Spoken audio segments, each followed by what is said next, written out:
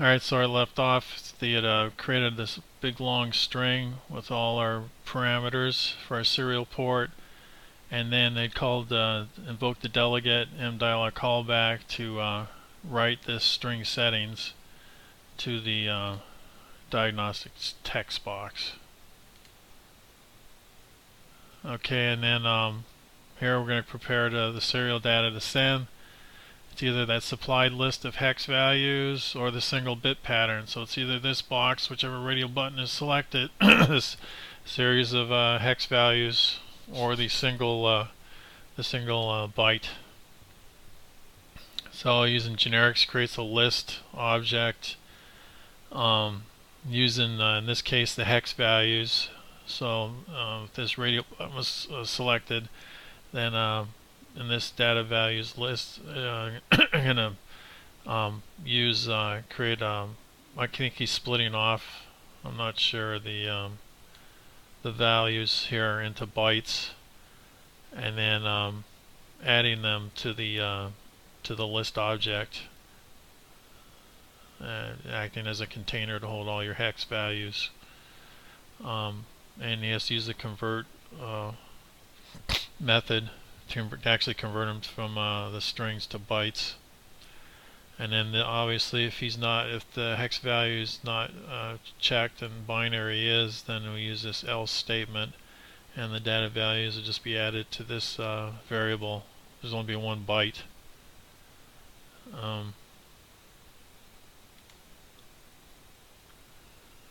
And then at this point is going to pump out the data over the serial port one by one until the number of iterations have been exhausted. So another call to the delegate, print out supply data values, invalid if the data values counts equal to 0.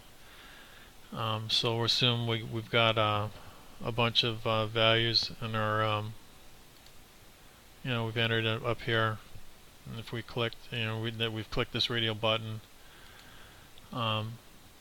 In that case, he'll use this for loop and use the number of iterations that are entered in your iteration box over here, and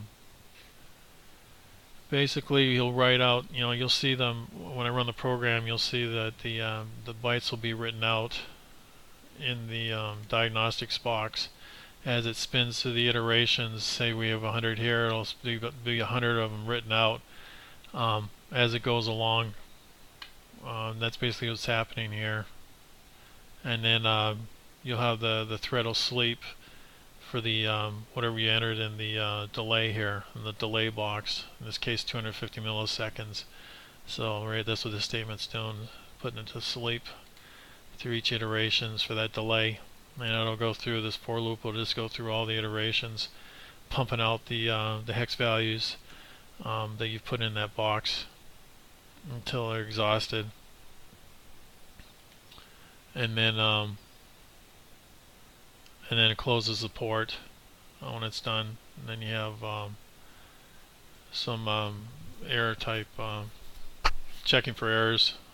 I guess that's part of the try statement up here, the try.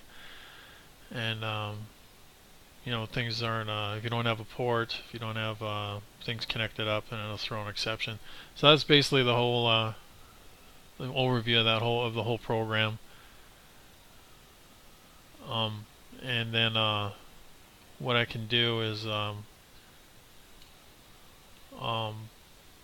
hook up, run the program, put breakpoints in, and go through it step by step, and show the program in action. In my next video, I'll try to explain as much as what little I actually understand what's going on with the threads, but try to explain what's going on with the threads as far as I understand.